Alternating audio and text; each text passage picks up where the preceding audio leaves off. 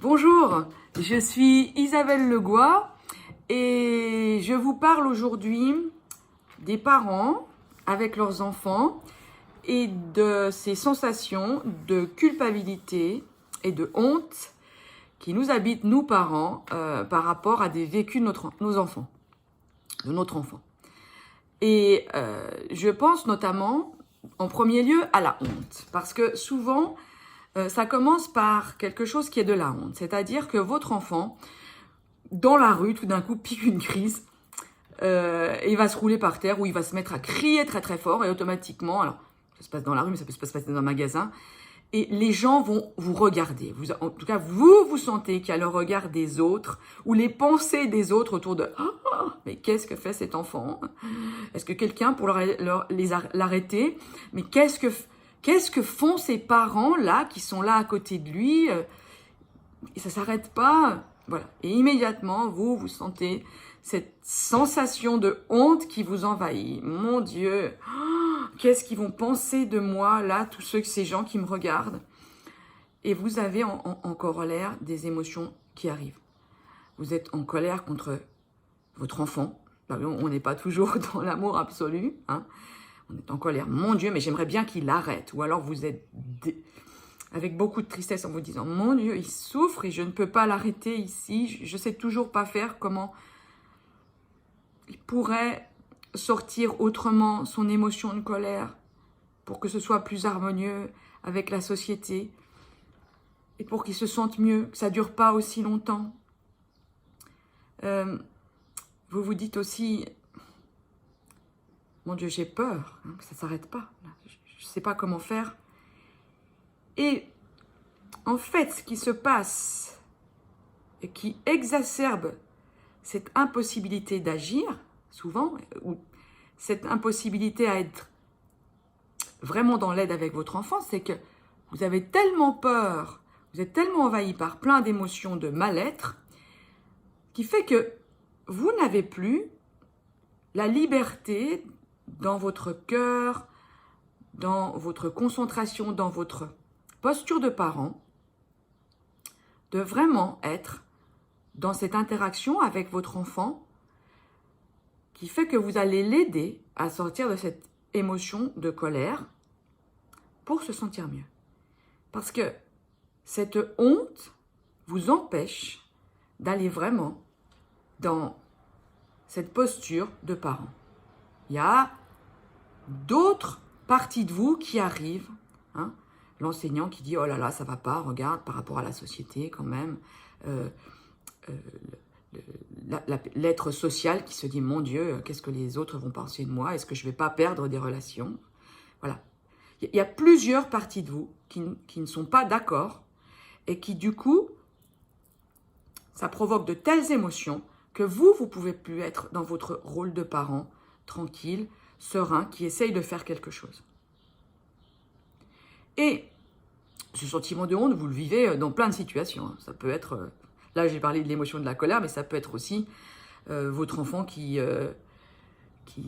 fait d'autres choses et ça vous met dans la honte parce qu'il a tapé un enfant devant vous ou parce qu'il n'a pas su dire bonjour aux gens. Voilà. Donc, plein de petites situations comme ça qui font que il n'est pas dans ce qu'on appelle un espèce de format qui ferait que, voilà, à tel âge, à tel moment, un enfant devrait faire comme ça. Voilà. Ça veut dire qu'à chaque fois, on oublie qu'un enfant, il est là pour apprendre à grandir et à devenir un adulte. Et vous êtes là en tant que parent pour l'aider à prendre bien son envol et à réussir à grandir avec ce qu'il est. Et ce qu'il est, ce n'est pas ce qu'est un autre.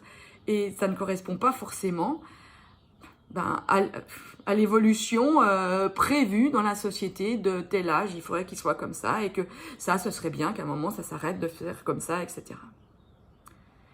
Et c'est vraiment un poids très très lourd pour vous. Et surtout, ça vous met dans un état où vous n'êtes plus en sécurité avec vos compétences de parent. Et à ce sentiment de honte s'ajoute très souvent ce sentiment de culpabilité. Parce que vous allez vous trouver confronté très très vite. Alors au début, c'est votre entourage, vos amis, vos parents, votre famille très proche, qui vont vous renvoyer des choses sur votre enfant. Tiens, il fait comme ça, je ne sais pas si c'est bien, peut-être que tu pourrais faire comme ça, ou aller voir telle personne pour qu'elle t'aide à faire comme ça. Et puis ça va arriver la nounou, la crèche, l'école, le périscolaire, les activités extrascolaires. Et vous allez rapidement, alors selon votre caractère aussi, mais rapidement, on a quand même en nous, à un moment, ce sentiment de culpabilité en se disant la maîtresse me dit qu'il est tout le temps en train de taquiner ses petits copains, et il leur fait mal, et ça se calme pas, qu'est-ce que j'ai fait, qu'est-ce que j'ai pas fait, faudrait que ça se calme, mon Dieu, il faut que je trouve comment faire, tiens, il veut pas manger ça, il n'arrive pas à rentrer dans une diversification de sa nourriture. Qu'est-ce qu'il faudrait que je fasse à la maison pour que ça change? Qu'est-ce que j'ai pas fait ou qu'est-ce que j'ai fait? Tout le temps, ça veut dire que vous êtes responsable de ce qui se passe avec votre enfant. D'abord, on arrive dans notre vie et on devient parent et on le devient en même temps que nos enfants sont là. Donc ça ne veut pas dire que c'est quelque chose d'inné, qu'on sait forcément. Et nos enfants sont tous différents. Ça veut dire que, mon Dieu, peut-être que ce serait bon d'observer cette culpabilité et de se dire, mais ce serait bon que j'arrête de culpabiliser tout le temps. Et c'est de ça que je voulais vous parler. Oui, bien sûr qu'on va éprouver de la honte parce qu'on vit dans une société dont, à un moment, c'est vrai qu'on ne peut peut-être pas empêcher certaines parties de nous de rentrer dans de la honte. Oui. Bien sûr que sur le moment, quand l'enseignante ou je sais pas, quelqu'un vous renvoie, votre maman vous renvoie, ou l'un de vos amis vous renvoie, mais quand même, peut-être que tu pourrais aller consulter telle personne parce que ça ferait du bien à ton enfant, ou peut-être que ça vous aiderait à avancer sur ce plan. Oui, d'accord. Mais qu'est-ce qu'on fait de cette sensation de culpabilité qui, encore une fois, ramène à des émotions de peur? Je ne sais pas faire avec mon enfant. Mon Dieu, comment je vais y arriver? Comment lui va s'en sortir? Comment lui va à un moment arrêter tout ça? Vraiment, c'est lourd, cette culpabilité. Parce que ça réveille aussi de la colère. C'est-à-dire, j'en ai marre que cette personne me dise tout le temps que je fais pas bien et que je devrais faire comme ça avec mon enfant et que j'ai pas pensé à ça. Et en plus, c'est lui qui a pensé. Moi, j'y ai pas pensé. Voilà, ça fait beaucoup de charges émotionnelles pour un parent. Vraiment. Et j'ai envie de vous inviter à réfléchir à une façon de prendre soin de vous dans ces moments-là. C'est-à-dire, ok, je culpabilise. Ok, j'ai honte. Ça, c'est une partie de moi. Quand je culpabilise, ça veut dire que je critique vraiment très très fort une partie de moi. T'es nul. Je suis vraiment incapable. Je suis une incapable. C'est pas je suis incapable, c'est je suis une incapable. Vraiment, je suis pas à la hauteur d'être un parent. Je sais pas comment les autres sont à la hauteur, pas moi. Quelque part à l'intérieur de vous, vous vous dites ça. Vous avez vraiment du jugement aussi. Et quand on est là-dedans, ça veut dire que si on critique si fort cette partie, une partie de nous, c'est-à-dire le parent qui apparemment ne sait pas faire, alors ça veut dire que ce parent, on le bloque.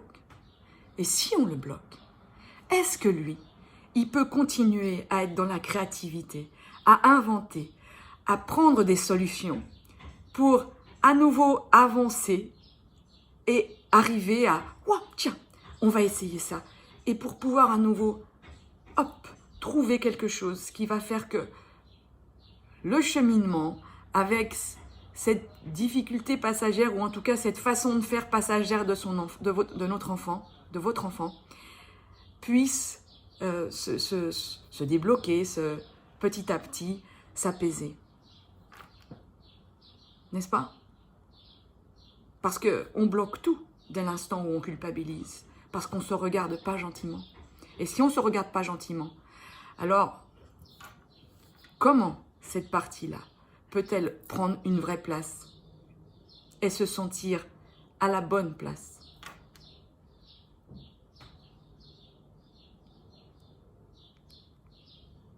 Alors je crois que il faut, c'est pas le mot juste, mais c'est bon d'observer. Ok, cette personne me dit ça, je prends note.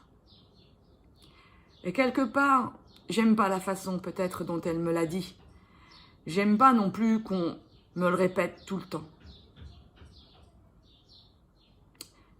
Parfois, j'aurais vraiment envie de lui sortir ma colère à cette personne ou à ces personnes. Et en même temps, je me dis, ok, c'est son point de vue. Ça ne m'appartient pas, c'est son point de vue. Ce n'est pas le mien, mais peut-être que c'est intéressant qu'elle me renvoie ça et que je peux prendre quelque chose de ce qu'elle me dit qui va peut-être être une piste, effectivement. Et peut-être qu'il est important de se détacher de cette façon qu'elle a eu de me le dire, qui est une façon souvent de quelqu'un qui va vous dire quelque chose comme un enseignant. Et comme elle le dit dans sa posture d'enseignant, elle va donner le sentiment qu'elle sait. Et vous, comme vous n'êtes pas tranquille, qu'on va vous dire quelque chose sur votre enfant, et que la personne en face n'a pas ce tact de vous le dire, eh oui, on n'a pas, parce qu'on n'apprend pas toujours à le dire avec tact, ou, eh bien, comme on le dit en posture d'enseignant, eh bien, ça veut dire que vous sentez sous le regard de quelqu'un qui vient vous apprendre quelque chose, comme si vous ne savez pas faire. Alors, il est important, quand on reçoit la parole d'autres qui vous disent « Oui, ce serait bon que peut-être vous alliez consulter parce que votre enfant, il est vraiment dans un grand mal-être à l'école. » Je dis n'importe quoi, hein, voilà. Eh bien, vous vous dites « Ok, il me le dit dans sa posture d'enseignant. Et moi, comment je reçois ça en tant que parent ?» Effectivement, il m'envoie une piste. Et c'est intéressant que je reçoive des pistes. Parce qu'il a l'habitude de voir des enfants qui sont peut-être un peu comme les miens. Alors je vais peut-être aller en parler avec d'autres, des amis, et puis peut-être que ce sera intéressant que j'explore la piste qu'il me donne. Et à ce moment-là, c'est très très important, sans doute. En tout cas, c'est ce que j'ai envie de vous partager. Et encore une fois, ce n'est qu'un partage, mais ok, il m'a dit cela. Et moi, c'est important que je ne le prenne pas comme une injonction, comme quelque chose qu'il sait mieux que moi. Je vais le prendre à partir de maintenant comme un partage. C'est un partage. Et je vais m'efforcer de prendre ces informations comme des partages. Qu'est-ce que vous en pensez? Parce que si vous les prenez comme un partage, vous ne pouvez plus être, ça veut dire que vous êtes celui qui savait faire avec votre enfant. Votre parent sait faire. Vous avez vos maladresses, vous avez vos zones de moins savoir-faire. Et vous prenez les pistes qui viennent de l'extérieur. Et vous les prenez comme des informations, des pistes. Ça veut dire que vous restez le décisionnaire.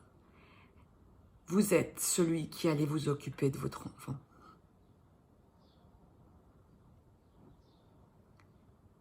vous ne vous sentez plus comme celui à qui on apprend comment faire. Alors peut-être que ça va vous arriver quand vous arrivez chez un thérapeute pour dialoguer sur des pistes sur lesquelles vous avez l'impression que vous n'avez pas encore exploré, que vous avez des postures à prendre qui sont différentes. Mais en tout cas, quand vous recevez comme ça des messages qui viennent de personnes qui, l'école, le périscolaire, vos parents, etc., prenez-le vraiment comme des pistes d'exploration. Sentez combien vous vous sentez différent quand vous essayez de prendre cette posture que je vous suggère. Sentez-le. Parce que ça ne devient plus des agressions. Ça devient des zones d'exploration. Vraiment. Et je vous dis ça parce que moi, je n'ai pas toujours su le faire. Parce que quand c'est tellement répété, on n'en peut plus. Et ça va vous arriver. Parce qu'on n'a pas toujours la zénitude quand tout d'un coup, quelqu'un vous dit il y a ça, puis il y a ça, puis il y a ça. Ou alors, chaque semaine, vous entendez il y a ça. Et la semaine d'après, c'est encore il y a ça. Donc, vous aussi, vous finissez par être exaspéré. Et ça fait un poids sur vos épaules. Parce que vous n'êtes pas toujours dans une sécurité à vous dire « je sais faire avec mon enfant ». Bien sûr que non, on n'est jamais sûr. Jusqu'au bout, vous ne savez pas si ce que vous avez fait, c'est bien ou pas bien. Bien sûr. Donc, ça veut dire que parfois, il va falloir observer que vous êtes dans ce poids. Et vous dire « ok, ça me fait souffrir de ne pas réussir à l'aider. J'essaye. Je fais mon maximum. Très sincèrement. Peut-être pas l'autre jour, mais j'essaye de faire le maximum avec ce que je suis pour le moment. Et lui fait son maximum. Parce que sinon, à force de culpabiliser aussi, et d'être envahi par ces émotions de colère, de peur, de tristesse, vis-à-vis des gens qui nous renvoient leurs conseils ou leur observation, leurs remarques sur leur observation de notre enfant, eh bien on finit par regarder aussi notre enfant comme quelqu'un de vraiment trop particulier pour que on réussisse à vraiment l'aider. Et donc, ça finit par mettre quelque chose de cette culpabilité dans notre relation avec notre enfant. Parce que quelque part, n'est-ce pas, la culpabilité, eh bien, l'objet de cette culpabilité vient de lui. Puisque c'est votre posture de parent qui est en cause. Est-ce que c'est bon ça? Non, je crois pas en tout cas. Donc, là je sens combien je me dis que être parent c'est vraiment pas simple et c'est pour ça que je voulais vous faire cette vidéo aujourd'hui. Alors, bien sûr, je pourrais encore continuer très longtemps, mais je voulais vous sensibiliser à prenons soin de nous en tant que parents. Pour pouvoir prendre soin le mieux possible de nos enfants, de notre enfant. Et prendre soin de notre parent, ça veut dire, j'observe que parfois je suis dans la honte, que parfois je suis dans la culpabilité. Oh, merci, je peux l'observer. Ah, j'en ai marre. Et je sens que ça me fait de la tristesse et de la colère en même temps. Et de la peur de ne pas être à la hauteur. Ouais. Et puis je me dis, vous avez raison. Ça me réveille ça me fait des peurs, des insécurités. Parce que je n'ai pas encore réussi complètement.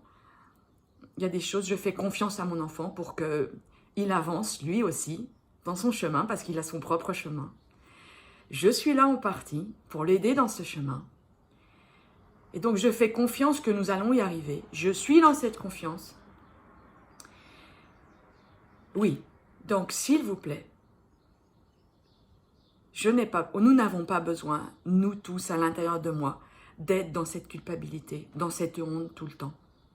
Par moments, oui, mais là, j'essaye de m'en libérer pour pouvoir vraiment être dans ma posture de parent, de créateur, autour de « Waouh, comment est-ce qu'on va faire pour que ça avance encore ?»